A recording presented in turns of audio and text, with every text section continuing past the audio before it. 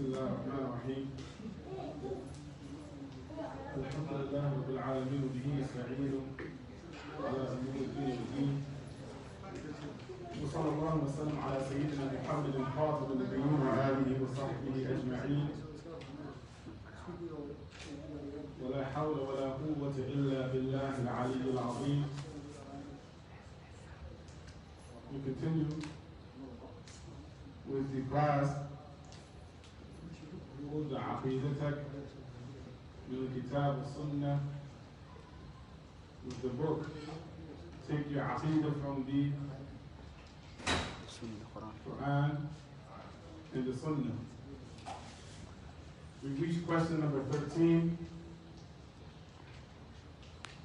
with the chapter title شروط قبول العمل, the conditions for accepting an action. The conditions for accepting an action. Meaning, what are the conditions that are needed to be present so that your action will be accepted with Allah subhanahu wa ta'ala? What are the conditions that are needed to be present so that your actions will be accepted with Allah subhanahu wa ta'ala? There are three conditions. What are they?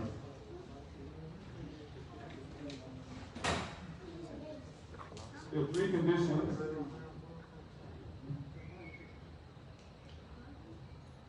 What are those three conditions?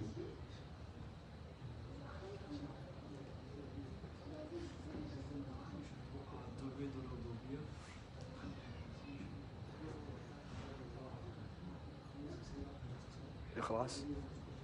One of them is ikhlas.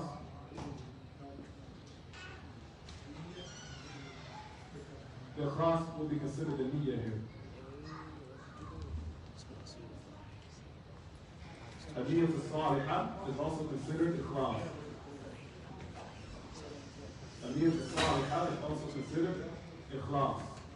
So what's the first condition that you're missing? Iman. That you're a Muslim. That you're a Muslim. What is the third condition?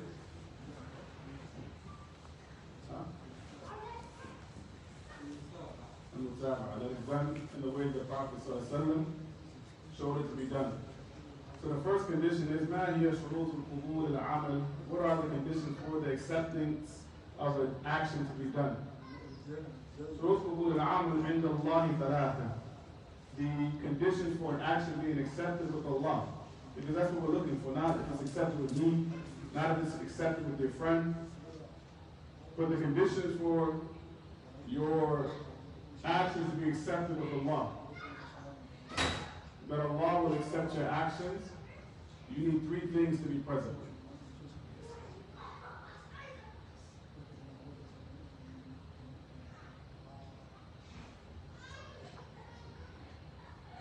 The first of those three things, tell them that shut that door, please. Because it's recorded, so it's going to pick up on the sound of whoever's talking and playing.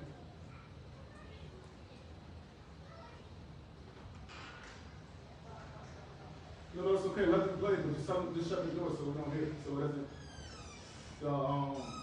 The recording doesn't pick up on them. No. The conditions for an action to be accepted in Islam, number one, is that a person has to be a believer. Al-Iman billahi bi tawheedihi. That a person believes in Allah and he has tawheed in Allah. What is tawheed? Just remember this last one. What is tawheed? So the condition for your, now, the further we go in the book, we see how important it is for us to know what tawheed is, right? Your actions won't even be accepted with Allah without it. So, we just made salat, right? Don't we all want our salat to be accepted with Allah? Huh. So what's the first condition? Al-Iman billahi wa tawheed. To believe in Allah and to have tawheed of Him. So we know what believe in Allah means, right? We all believe in Allah, but what does this tawheed mean? What does it mean? What is what tawheed mean? What is the tawheed of Allah? For all of you people who just made salah, I'm pretty sure that you would want to know what this means, right? You will want your actions accepted, correct? Is this not important? Or we just praying for exercise? It's like burpees. Salah is like burpees, up, down, up, down. Or you want it to be acceptable to Allah. So what is the tawheed of Allah? Huh? Well, there's three categories that we mentioned just last week. What are those three categories? Tawheed al-Rububiyyah, Tawheed Asma wa Sifat, and Tawheed al-Uluhiyyah. This is very, very, very important. What I ask you guys something? In a day, what do you do with your time? What do you do? What do you do? What? Somebody describes you. How do you wake up? What do you do when you wake up?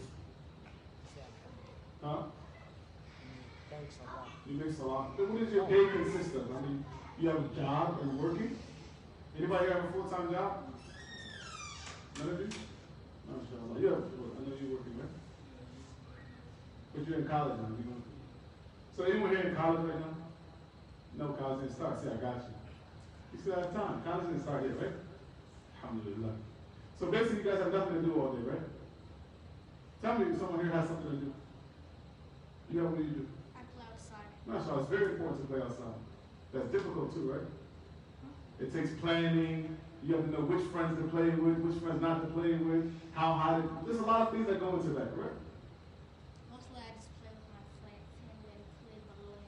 MashaAllah. Even with that, you gotta know how hard to hit them, right? Tell you. So he's the only one with the job. Playing outside is a job. I accept that. Anyone else have anything that they have to do that can stop them from learning these basic things about Islam? You do? What do you have to do? I ride my bike outside. That's very important as well. I accept. Okay. But when you come in to eat lunch, right? Yeah, you do take a break, right? On your break from playing outside, on your break from riding your bicycle, sit there, go over these things. Don't take all of your time. I know how important that is. But at least when you come in from your work break, sit down and say, what is Tawheed? 1, 2, 3. Okay? Can I ask you for that? The rest of you have no excuse. Is that correct? So I'm going to ask you again. What is Tawheed? I just answered this, subhanAllah. No, what did I say? I said, well, what did he say? Tawheed al-Uluhiyyah, Asma wa Sifat. Very simple. Single out Allah and His actions. If you want it in English, right? That's Tawheed what? Rububiyyah. To single out Allah with our actions towards Him is Tawheed what? Uluhiyyah. His right is deserving of us to worship Him. Right? Singling Him out in His names and His actions, and characteristics, excuse me. His names and His characteristics is Tawheed what? That's not Sifat. That's not Sifat. You know, one of the things that, may Allah protect us, one of the worst things I see that happened during COVID was that you guys forgot how to stick to this. You guys forgot to stick. Because I don't know what happened to you guys. We talk the same things every week and you forget. That's not okay. Do you find that okay? What does that tell me? That either this is not important to you, which is no problem, because you have to stand in front of Allah, right?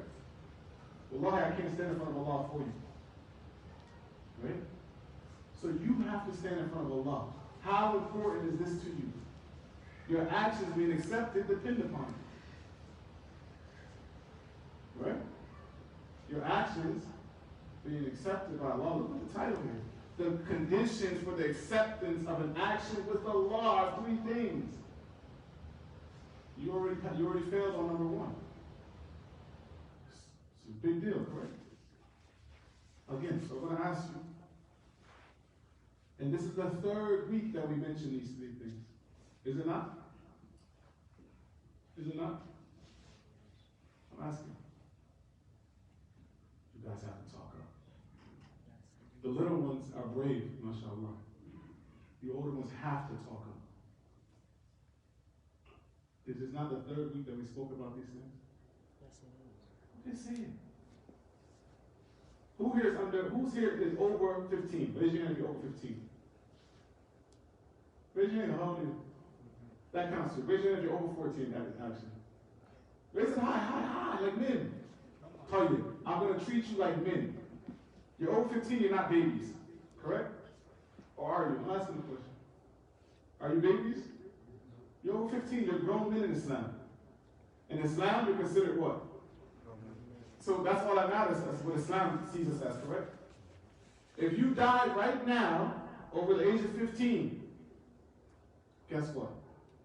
You're going to be judged for your actions. Correct? So you're not a child anymore in Islam. Allah, you're old enough to go to Jahannam. Think about it that way. You're 15, you're old enough to go to Jahannam. Does that make sense to you? Does that make it sound, put it in a better form for you? You, after the age of 15, forget what the kuffar say about, oh no, he's 18, he's only a little baby. No, you're not a baby if you're old enough to go to Jahannam. Correct? You're old enough to be asked about your actions in front of Allah. And you're old enough to be punished for them in front of Allah. So you're not children. You're adults, you're grown men. 15-year-old men during the time of the Prophet ﷺ were fighting, killing people in jihad. Men, 15 years old. You're not babies. Get this out of your head. What the kuffar have told you to make you not accountable for your actions. Oh, this is a child. No, you're not. You are 15, and some of you under 15 are men too. But we know for sure the ones who are 15 are men. You're not babies. Understand this, please. If you're old enough to go to Jahannam, you're old enough to take this serious. Okay? Muhammad al-Fatih, he conquered Constantinople at 18, 17. You know, he wasn't playing around with toys at 15, that means. If he conquered the hardest city in the world at that time to conquer, he obviously at 15 wasn't playing with toys, and you know, he was thinking, planning what was he going to do, working on, you know, his craft. Long time. Take this serious, please. So, the number one, what are the conditions for acceptance of a deed? Number one is belief in Allah and Tawheed. What are the three types of Tawheed?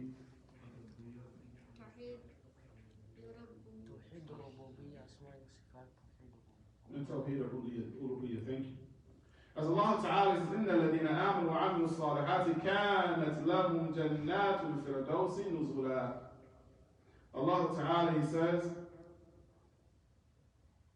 that those who believe in Allah and do righteous actions, those who believe in Allah and do righteous actions, showing you that there has to be Iman before you can do righteous actions. And the Prophet ﷺ, he says in the narration, قُلْ آمَنْتُ بِاللَّهِ ثُمَّ اسْتَقِمْ, say I believe in Allah, then stay upright. Stay upright by doing correct actions. Okay? So you can't do correct actions unless you have belief. Sometimes we are confused because we live in the lands of kuffar, right? And we see a person that looks like they're a nice guy, right? They look like a nice guy, they smile, they might even give you $1 if you ask them, help you across the street.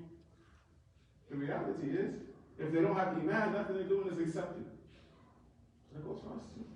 We can be doing a lot of stuff, but if we don't have Iman, none of that is accepted. The second is ikhlas. That when you do it, even as a believer, there's times where you have to check your intention every time before you do an action, even as a believer. It doesn't mean just because I believe in Allah that everything I do is going to be correct. No. I have to make sure that even as a believer, everything I do it for the sake of Allah alone. Does that make sense? So that's number 2. Ikhlas. Making sure that my niyyah or niyyat are correct, and it's for Allah. How do you know the niyyah is correct? How do you know your intention is correct? When it's for the sake of Allah and no one else. When you do your act of worship for the sake of Allah and no one else, only then is your action correct. If it's for something besides Allah, it's not correct. As Allah Ta'ala, He says, فَاعْبُدُوا اللَّهِ مُخْلِصِينَ لَهُ الدِّينَ. Worship Allah, making your deen, your actions, sincerely for Him. Making your deen, your actions, sincerely for Him.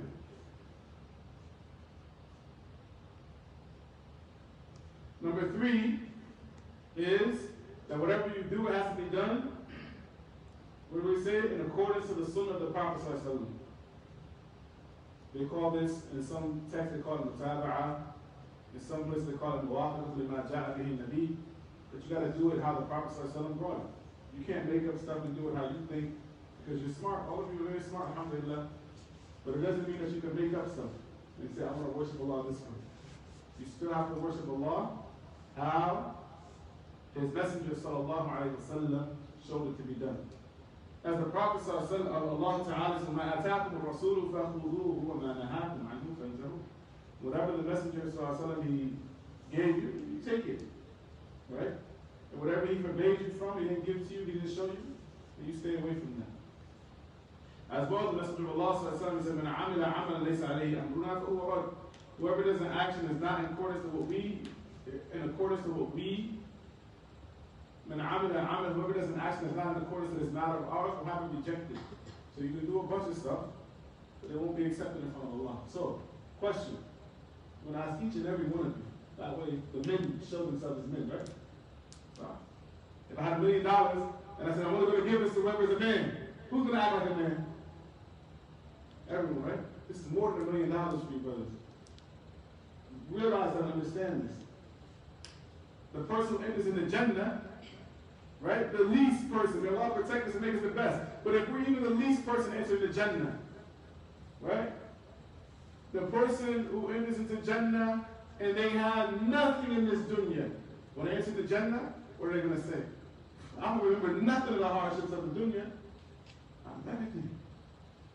So the Jannah is worth more than you can count for the dunya. Right? So I'm going to ask you, what are the three? Let's make it quick. It should be rapid fire like your middle name. Right? What are the three conditions you need to have your deeds accepted? Oh, Sunnah, on the right. You thought I was coming here, right?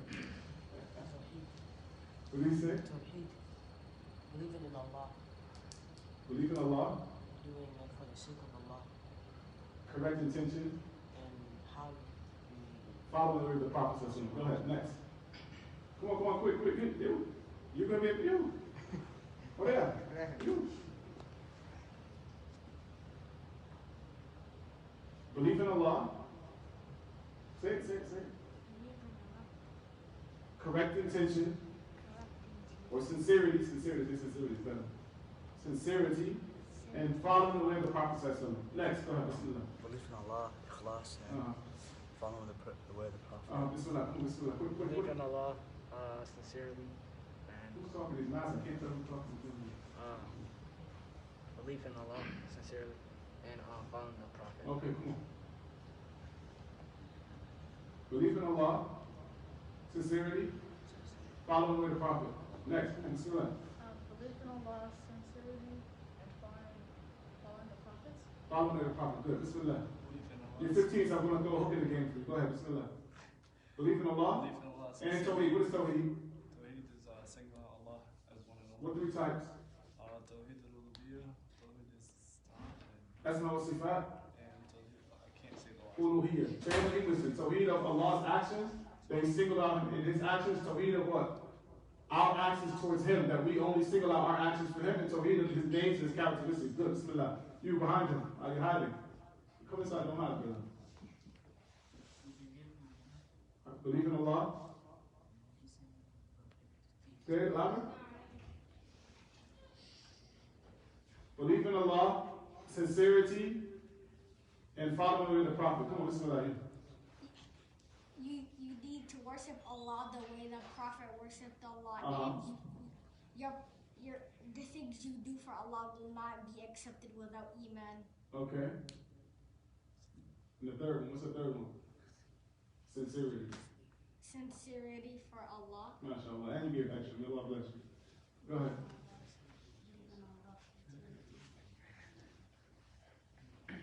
And doing it the way the Prophet said something. Come on, Bismillah. Good, Bismillah. Believe in Allah, sincerity, and following the way of the Prophet. Huh? Go ahead, Bismillah. Bismillah, go ahead. And you guys can add to me because, everyone answered already, so it's easy for you. And what's the 3 types of Tawheed? Bismillah. What are Tawheed? The three types of Tawheed. Bismillah. What are the three types of Tawheed? Now we're going to quick test. If I say that the stars cause it to rain, right? If I say the stars cause it to rain, what type of Tawheed am I violating? Huh? Speak up, speak up. Yeah, you have to speak up. Rububiyyah, jazakumullahu khair. If I say that, I want to pray towards this stone. May Allah protect it. I want to pray towards this stone. What type of Tawheed am I violating? Tawheed. What did you say? Uluhiyyah. If I say that this person has a hand like the hand of Allah, what type of Tawheed am I violating? If I say that this person died because that magician made him die, what will be, right? Only Allah causes death, right? Even though there's different causes. If I say that, I want to make dua to the grave and ask the person in the grave, he's very righteous. I want to ask him for help, What type of Tawheed am I violating? Right, so you know the type of Tawheed? I'm going to ask you all this time, inshallah, don't worry. The next chapter is Shirk al-Akbar. What type of shirk? Major shirk. Don't look at the clock, don't worry. We can go all night. We can go past Isha, don't worry. Guess what? I'm the one that can say we can pray Isha now or later. So if you want to wait, we can pray Isha tomorrow. So not that late. That would be violating what? Salah. That would be violating a lot of good things. So we can pray Isha up to 12 o'clock. You know that? I thought it was. That's the best time actually. I thought it was until Fajr. Okay. Well, you can, but the best time for is middle of the night. So if we want to, we can stay longer, it's no problem. Okay. I have my water, my phone is charged. Yeah, it's fine, don't worry. Tayyib. Shirk al-Akbar. What is Shirk al-Akbar? Major shirk. Yukhrij min al-millah. The type of shirk that takes you outside of Islam. And you're not a Muslim if you do this. Big thing. Meaning if you're not a Muslim, that if you die in that state, you die as a what? Kafir. You stay in the fire for how long? Forever. 5 years? Forever. Forever, subhanAllah. May Allah protect us from that. May Allah protect us, right? But what if not? Yes. If you do it that like you didn't mean it as shirk. You didn't mean it as shirk? Yeah. What do you mean you didn't mean it as shirk? Like you didn't know it was. You didn't know it was shirk, right? There's two different opinions in regards to this. Scholars are different about it. Let's say you didn't know it was shirk. The scholars say, some of the scholars can say that if it's something that's well known to every Muslim, no Muslim should not know about this, right? Like worshiping Jesus. What Muslim doesn't know about worshiping Jesus? You know? Right? I'm gonna give you an example. So if a person is caught worshiping Jesus, they say, "Oh, I didn't know." No, we don't accept that. That's like basic Islam 101. Every Muslim from the littlest knows that you don't worship Jesus. So if you grow up in an environment of Islam, this guy's talking about this. If you grow up in an environment of Islam, right, where it's expected that you grew up around the Muslims, there's certain things that is not accepted for you to say, "I didn't know." Today we live in a different time, unfortunately. Right? But we see that people, subhanAllah, they don't know. They are ignorant of Islam, the basic fundamentals of Islam. But before the people used to say this, think about how far we've come from the correct way. That they would say, it's expected that you know this. Today we can't even say that reality. We don't know what a person can know, subhanAllah, don't know these things. You would expect a person to know, but the reality is people don't know. So if a person doesn't know, we hope that Allah subhanahu wa ta'ala will forgive them. Because they didn't know. And it's ayat that speak about this, that Allah doesn't send the punishment until He sends the messenger. So if a person really does not know, it's expected and hope that Allah subhanahu wa ta'ala will forgive them. But if a person dies upon committing shirk, or if they did shirk and they repent, that's different also. But dying upon shirk while knowing, the person never exits from the fire. Never. If they die upon shirk while knowing that it was shirk, this person never exits from the fire. Yes? What if they were going to repent? What if they were what? Going to repent back. Going to repent, but they died?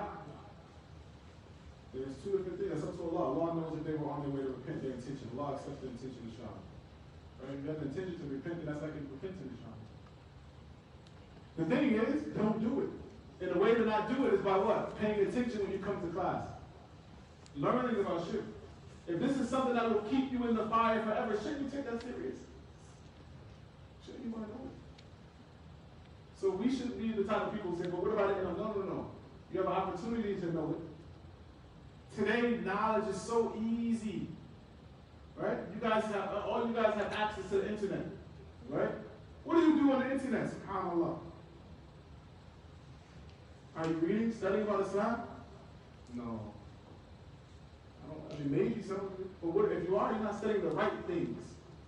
This is what you have to know these things before you get way up here in the sky.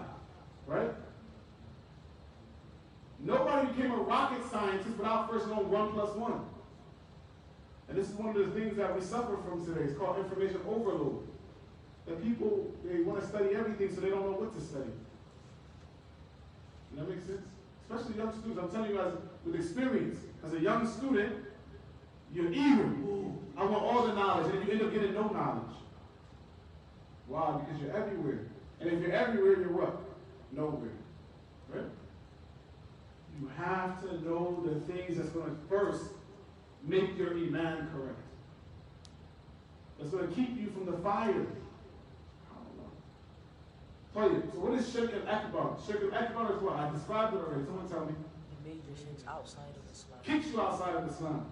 You do this, you're no longer a Muslim. May Allah protect us from that.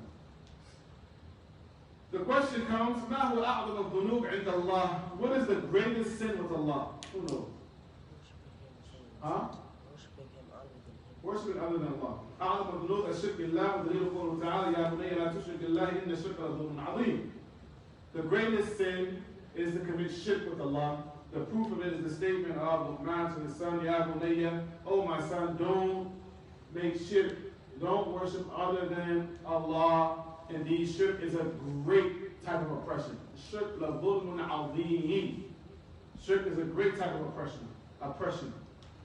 And the Prophet was asked one time, Ayyu dhanbi a'zam, which sin is the greatest? He said, Taj'ala lillahi niddan wa huwa khalaqak. That you place with Allah a nid yani shriek.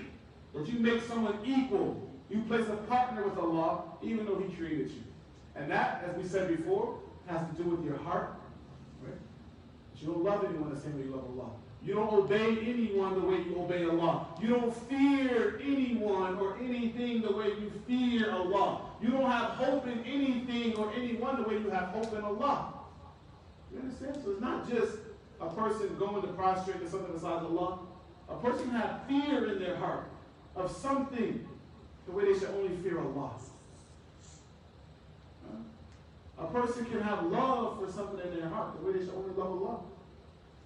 They can obey something more than they obey Allah. This is all types of shirk. So the Shaykh, he says here, مَا هُوَ الشِّرْكِ الْأَكْبَرِ مَا هُوَ الشِّرْكُ الْأَكْبَرِ What is shirk al-akbar? Shirk al-akbar. He says, shirk al-akbar هو صرف العبادة لغير الله كالدعاء غير الله والاستغاثة بالأموات أو الأحياء الغائبين. Shirk al-akbar is to suffer ibadah, that you give your worship to other than Allah. You direct your worship to other than Allah. Right? I have a review question. What is worship? Go ahead. Worship is like believing in someone. Well, worship is an action. Worship takes some type of action. So belief is not just belief. What is worship? Worship is what? We said before. Ismun, Jami'un. Worship is a comprehensive word. Ismun, Jami'un, for whatever Allah loves and is pleased with from the actions, right? Statements and actions, the inward and outward statements and actions, right? What you do and what you say. That's worship. So when you do that for other than Allah, I was going to ask a question. Go ahead, Bismillah. So if you're doing something and you don't want to get caught by other people, but deep down you know that Allah is watching you, it's not shirk. Like you fear the other things that are surrounding you. It's not shirk, but it's a type of, it's a nuts in your iman. It's a deficiency in your iman. As Allah Ta'ala describes the muttaqeen, right? That they are the ones who fear Allah, they fear their Lord while they can't see Him. So the person who doesn't fear Allah, or they know that Allah is watching, but they don't fear, there's a deficiency in their iman. There's a deficiency, but that's not a type of shirk. It's a deficiency in the iman. So, shirk al-akbar, that which takes you out of Islam, is that when a person gives their worship to other than Allah, such as dua to other than Allah, such as seeking help by the dead. It's involved not just seeking help, but seeking help from a calamity. That you're asking the dead to help you from a calamity that has occurred. Or from someone who is alive, but they're not present. Right? Give an example. So seeking help from someone who's dead, you go to the grave and say, yeah, such and such in the grave. My family member is sick, cure them. They don't have that ability. As well, the same thing as if a person is not there, they're absent, but they're alive, and you call them to do something that they have no power to do. It's also a type of shirk. هل الشرك موجود في هذه الأمة? It's a big question. Is shirk present in this ummah? Is there people from amongst this ummah who commit shirk? The ummah of Muhammad we're talking about, not, the Christians and the Jews. In the ummah of Muhammad are the people who call themselves Muslims who commit shirk. This is serious, right? May Allah protect us. It says it's not mawjood. وَدَلِيلُ قَوْلُهُ تَعَالَى. There's a proof for it in the Quran. A person that commits shirk and another person that's munafiq, is there a difference? Is there a difference between the munafiq and the mushrik? Yes, there's a big difference. The munafiq will be what?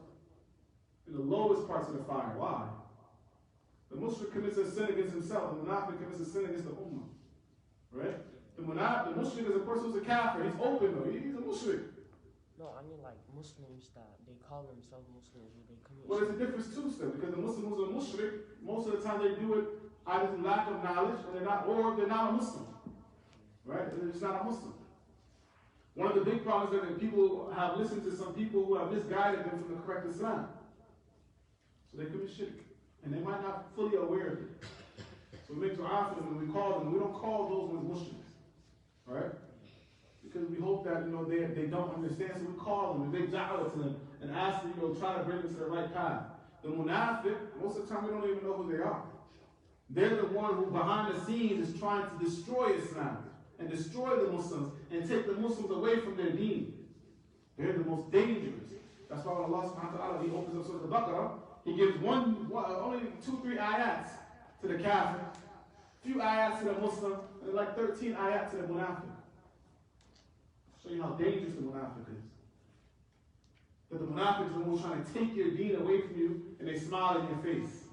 Say, hey, I'm your brother, I'm your best friend. No, listen, but let's, I don't really believe in that. Allah protect us. The munafiq is dangerous. So Allah Ta'ala says in the Quran, وَمَا يُؤْمِنُ أَكْثَرُهُمْ بِاللَّهِ إِلَّا وَهُمْ مُشْرِكُونَ. That most of them don't believe in Allah, except they commit shirk along with it. Most of them do not believe in Allah purely, khalisan, except they mix some shirk with it. They worship other than Allah along with Allah. Mushrikun. May Allah protect us from being from amongst the mushrikeen. As well, the Messenger ﷺ, this hadith, subhanAllah, is very, I think we'll end here, because we want to talk about this narration a little bit. The Prophet ﷺ says in this narration, is very scary narration, subhanAllah. لا تقوم الساعة حتى تلحق قبائل من أمتي بالمشركين وحتى تعبد الأوثان.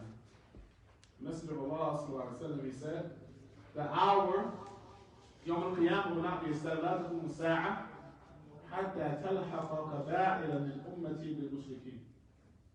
The Prophet ﷺ said the hour will not be established until some tribes, some qaba'il from my ummah join with the mushrikeen. And they begin to worship the idols. And they begin to worship, and until they begin to worship the idols. Pay attention to this. The Prophet ﷺ, he's telling us about something that's going to happen. And he used to inform his companions about things that were going to happen towards the last day. And in this narration, it says, لا تقوم الساعة حتى تلحق قبائل من أمتي بالمشركين. That the hour will not be established until some tribe, some people from my ummah join with the mushrikeen. What do they mean by join with the mushrikeen? Means that they make riddah. They become kuffar after they were Muslims. And this happened after the death of the Prophet ﷺ already. And some of the people, after the Prophet ﷺ, they made riddah, they became apostates. As well, it means that they'll start to believe like they believe. They start to believe the belief of the kuffar. Their aqeedah, that they start to believe their aqeedah. They believe the aqeedah of the kuffar. And they begin to do their actions and take their particular characteristics. Pay attention to that. Now, before we think about this, don't look to somewhere else. Look right here to where we are today. How many Muslims do you see today that you can't tell that they're Muslims? They don't pray. But they say they're Muslim. Their name is Abdullah. Her name is Amatullah, Aisha, right? They don't pray. They don't make salah. Jumu'ah comes, you see the men, they still walking around. Like the Eid Salah, you don't see them with the Muslims. They don't fast during Ramadan. Allah knows whatever else they do. Correct? That's just from the outside things that we see from them. They don't pray Salah. They don't fast. Right? When you see their actions, you can't tell the difference between them and a kafir. No. No. Even in their celebrations, their Eids, they have celebrated Christmas. They believe like the kuffar believe. They're celebrating Valentine's Day. Right? Another thing that's not from our way. They're celebrating birthdays is not from our way. It's reality. We look at these things as being small, but is it really small? It's not our deen. Birthdays are not from our way. We don't happy birthday to. No, it's not from our way. It's from Allah. Is it? I'm not going to say, did I miss something that where the Prophet ﷺ and Abu Bakr and Umar, they got together and happy birthday to you? Did I miss this? Is there a narration for this? It's not from our way. Where did it come from? Did any of you hear this happy birthday song before you came to America? So where did it come from then? It's not even in Somalia, huh? So that comes from where? It's here. So if we do this, then we're taking it from who? It's not from the Muslims. The Muslims don't do it. So where does it come from? The kuffar. Valentine's Day. You waited for some Cupid to come throw your house so you can love this girl or she can love you? How foolish. You see the stuff the kuffar does? It's the stupidest stuff ever. Right? They do the dumbest things and the Muslims are running behind. Hey, let me do some dumb stuff with you. The Prophet ﷺ warned us about this. That they'll start to believe like they believe. They'll begin to do their actions. They'll take their particular things. This is not particular to us. This is from their khisal. It's not our way at all. And also the ulama, when they explain this hadith, يَلْحَقَ قَبَائِلَ مِنْ أُمَّتِي بِالْمُشْرِكِينَ, they say, they begin to live in their lands. Reality. This is the hadith of the Prophet, it's not my narration. I'm not saying this is the statement of the Prophet. And another way they explain it, he says that they start to become Christians. We see this. The Muslims either come into their lands and they start to adopt their ways, or the people go to their lands and they try to steal the deen of the Muslims. And they make da'wah. They make da'wah. Be realistic to you. They go to the Muslim lands and they try to call the Muslims from Islam. Is this true or not? Even realistically speaking, sometimes the people who come and help you out when you come, think about it, right? I'm going to be realistic. Don't nobody try to kill me later. Does anyone know what CYO stands for? Catholic Youth. Realistically speaking, do we not see the traps that they try to place for us? Interfaith council that people, right? What are these things for? What do you think? You think they just give you something for free? No, they want something from you. They want your deen. They know they might not be able to get it from your parents because your parents are old. They want it from you all that don't know what Tawheed is, but you can say, Michael Jordan, LeBron James, and whoever else, I don't know. Right? They're winning. Well, they're winning. We're losing right now. They bring you, you spend more time, they give you, the things, you know more about what's happening, but don't know Tawheed. They're winning.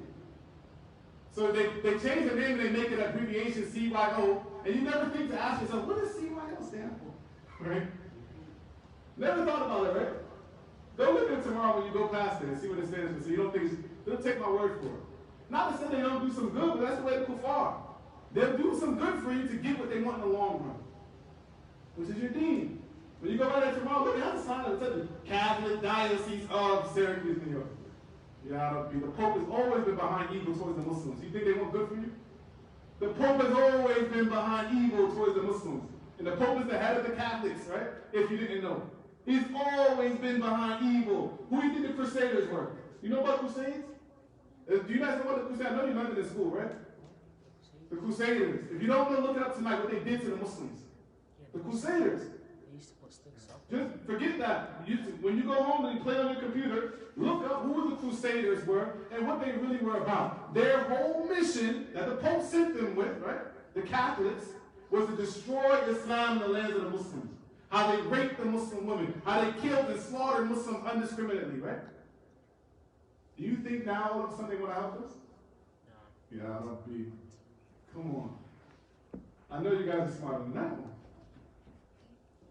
So think about it. They sent their whole mission of the Crusades was to destroy Islam, to take Jerusalem. Now people want to cry about, no, you gave it to the front door, here, take it. Now you want to cry about Jerusalem, Beit al-Maqdis? No, don't cry about it. You gave it to them. Sorry? So we have to wake up. The Prophet said there's not going to come a time to now the Muslims run to give their deen and join with the kuffar. The companions could never think about that. Joining with the mushrikeen, how? What? Never. Now we run to give up our deen and join with the kuffar. Correct? I'm telling you, this is realistic stuff. A lot of times we want to sugarcoat Islam and we don't want to talk about the real Islam. We only want to talk about the Islam that makes us feel good. Right? What's our reality in regards to our tawheed?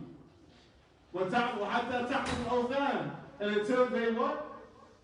Worship the idols. Don't you see Muslims, putting up big Buddhas? There's a Buddha. SubhanAllah, you know what Buddha is? That's the idol of the Asian people, right? There's Buddha statues in the outlands. Big ones too. Christmas trees where? In the outlands. Right? What have we done? Where's our tawheed? For money, the thing that we worship today, the thing that the people worship today, is money. For money, we allow the people to put idols up in the lands of the Muslims. For money, we sell our deen. Correct or not? We obey money more than we obey Allah. So is that not an idol? The Prophet said in the tax Abu Dinar. The Prophet said, he said that some people will worship money. When he said tax, may they be cursed, the one who worships money. Meaning that whatever money takes you, follow it. It's in your heart. You'll give up your deen for enough money. Person offer you money, say, man, that deen, it was nice and all that. I like praying and stuff, but $1 million? Maybe I can get some Islam somewhere else for $1 million. No. People, realistically speaking, brothers, I'm not joking, this is real stuff. Think about it. What a person is willing to do just to get a certain job. They won't come to Jumu'ah. They get the right job somewhere where they get paid the money that they think is good enough for them. Jumu'ah? It's out the door, correct? They go to a school that's far away. They have class at the time of Jumu'ah in college. People forget about Jumu'ah. I'll have college class at the same time as Jumu'ah. Which one? I don't want to fail college, so I'm going to skip Jumu'ah. Realistically speaking, you guys in college, you see it, right? Is this a lie I'm making up? What does that tell you? They're worshiping what? Not Allah, money. All to get the money. A person misses Jumu'ah, don't make salah. Oh, the person, works all day, they make their salah when they get home. 6 salah they miss. SubhanAllah, it's not going to get you nowhere. Wallahi, I'm telling you from my heart, that if you sacrifice for the sake of Allah, I remember I used to work professional job, this type of stuff. And I told the people, listen, I need Jumu'ah off. If I can't get Jumu'ah off, I'm not working. What? So said, I need that day off. If I can't get that day off, this job and me, we're not going to do it. You know what they said? Okay, then we can make that work for you. If you do it for the sake of Allah, Allah's going to help you. But if you're afraid of everything, even your shadow, what was that? No, that's not the way of a Muslim. Fear Allah. Allah's going to make everything work for you. Do you really believe that if you work for the sake of Allah, Allah's going to leave you and abandon you? No, absolutely not. He's going to make a way for you. So the point that we want to make sure that we understand is if you don't take anything else from this class, think about this in your life. What do, right? The Prophet ﷺ said that the hour will not come into this people from this ummah who will join with the mushrikeen. They'll join the mushrikeen and they'll worship idols. Look at your life and see if maybe you're one of those people. It's realistic. Right? And if you're not, work for the rest of your life to figure out how never to become one of those people. Because it's going to happen. And may Allah protect us, but it may be one of us that go to join with the mushrikeen or worship the idols.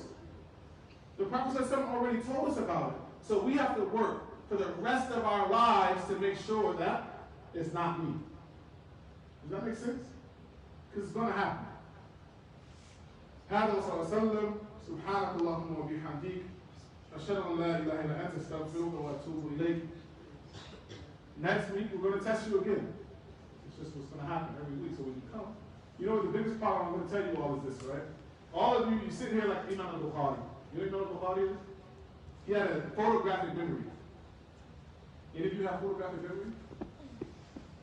You know what photographic memory is? Once you see it, you never forget. Any of you have this type of thing?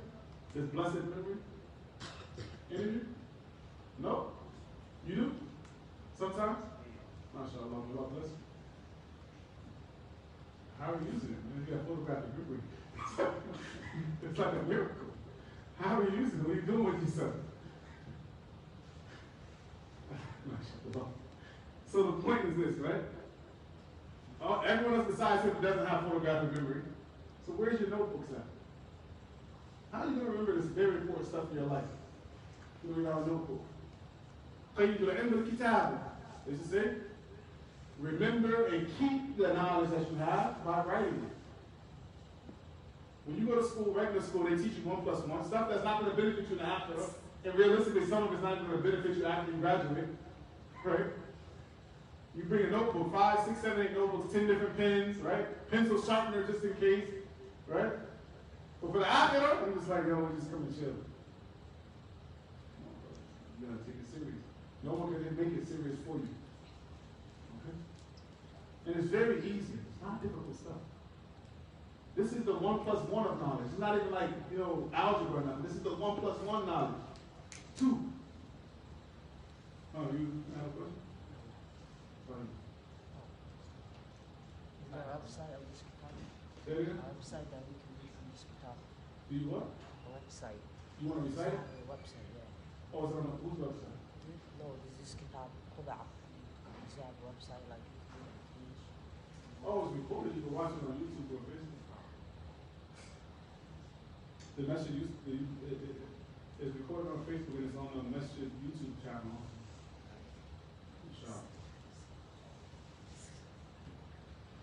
طيب سبحانك اللهم وبحمدك اشهد ان لا اله الا انت استغفرك واتوب اليك